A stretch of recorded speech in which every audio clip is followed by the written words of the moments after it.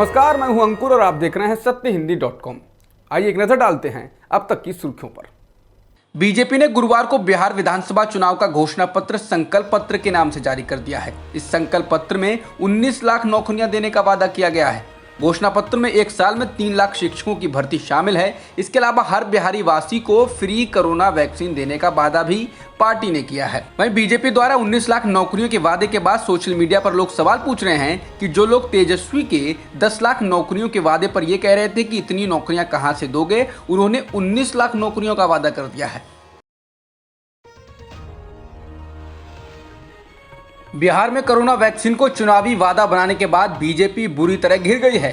Party ने जीत के बाद बिहार में हर किसी के लिए फ्री कोरोना वायरस वैक्सीन का वादा किया है, जिसके बाद आम आदमी पार्टी ने एक ट्वीट में कहा है कि गैर बीजेपी शासित राज्यों का क्या जिन भारतीयों ने बीजेपी को वोट नहीं किया उन्हें फ्री में कोविड वैक्सीन नहीं मिलेगी।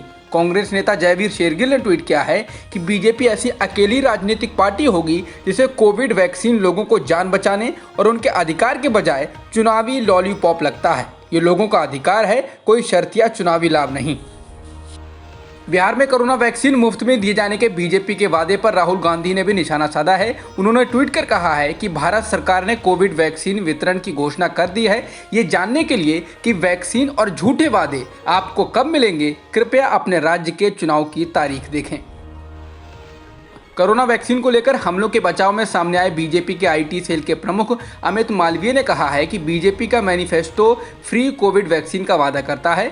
हर कार्यक्रम की तरह केंद्र भी सारे राज्यों को एक औसत मूल्य पर वैक्सीन देगा। ये राज्य सरकारों को तय करना है कि वो इसे फ्री में देंगी या बेचेंगी। चूंकि स्वास्थ्य राज्य का मुद्दा है, ऐसे में बिहार बीजेपी ने इसे फ्री में देने का वादा किया है। तमिलनाडु के मुख्यमंत्री के पलानीस्वामी ने भी कोविड-19 महामारी की वैक्सीन को राज्य में मुफ्त देने का ऐलान किया है। मुख्यमंत्री ने कहा कि जब कोविड-19 वैक्सीन तैयार हो जाएगी तो राज्य के सभी लोगों को ये मुफ्त उपलब्ध कराई जाएगी। बता दें, अगले साल होने जा रहे विधानसभा चुनाव से पहले ये ऐलान किया गया है।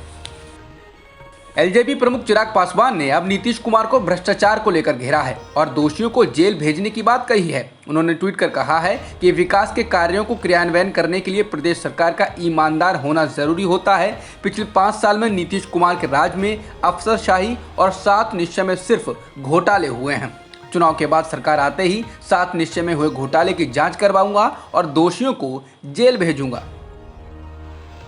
Film making company Eros now को नवरात्रि पर अश्लील पोस्ट करना काफ़ी भारी पड़ गया है। सोशल मीडिया पर कंपनी के बॉयकॉट की मुहिम शुरू हो गई है, जिसके बाद अब कंपनी ने माफ़ी मांग ली है। हालांकि ये बात अलग है कि नवरात्रि के अपमान को लेकर लोगों का गुस्सा भी शांत नहीं हुआ है।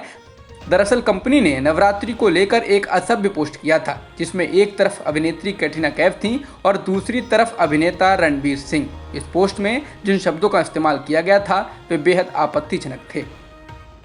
प्रधानमंत्री मोदी ने आज कोलकाता में वीडियो कॉन्फ्रेंसिंग के जरिए दुर्गा पूजा पंडाल का उद्घाटन किया। इस दौरान उन्होंने कहा कि आत्मनिर्भर भारत का संदेश भी बंगाल से ही सफल होगा। बंगाल के तेज विकास के लिए निरंतर काम किया जा रहा है।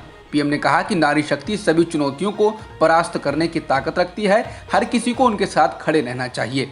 बीजेपी के यही विचार, संस्कार और संकल्प हैं।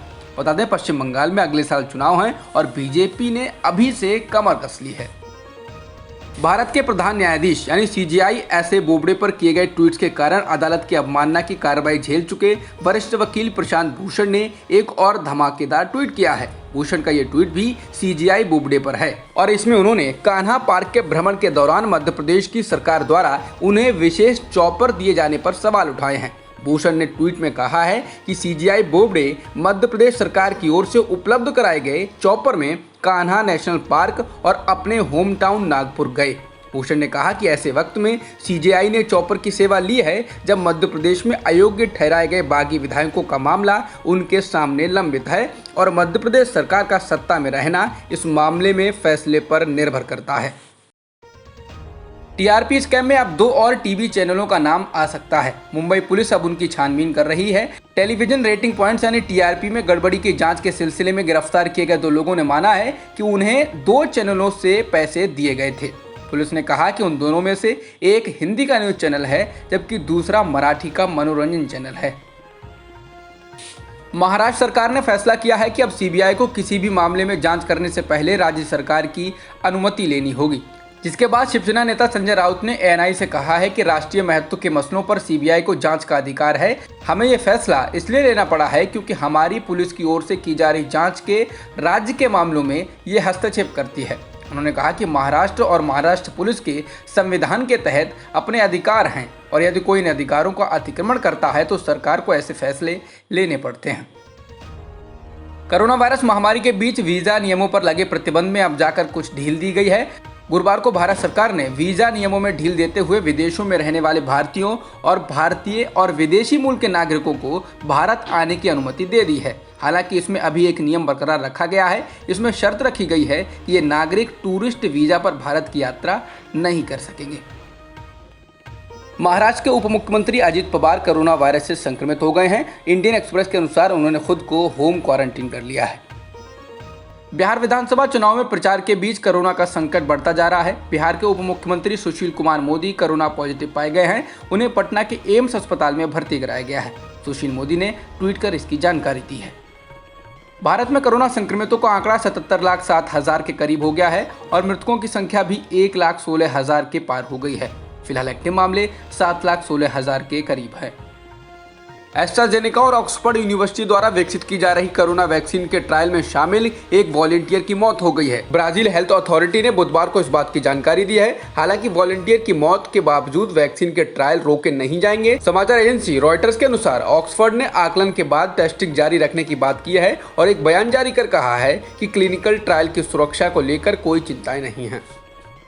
जॉन्स हॉपकिंस यूनिवर्सिटी के अनुसार दुनिया में कोरोना संक्रमितों का आंकड़ा 4 करोड़ 13 लाख के पार हो गया है और मृतकों की संख्या भी 11,32,000 के पार हो गई है। वर्ल्डोमीटर्स वेबसाइट के मुताबिक दुनिया में अब तक 3 करोड़ 9 लाख से अधिक लोग ठीक भी हो चुके हैं। जॉन्स हॉपकिंस यूनिवर्सिटी के अनुसार अमेरिका में संक्रमितों की संख्या 83,38,000 के करीब हो गई है और मृतकों की संख्या भी 2,22,000 के पार हो चुकी है। इसके अलावा ब्राजील में कुल संक्रमितों का आंकड़ा 52,98,000 के पार हो गया है और मृतकों की संख्या भी 1,55,000 के पार है। अब तक की खबरों में इतना ही। बाकी खबरों के लिए बने रहिए सत्यहिंदी.com के साथ।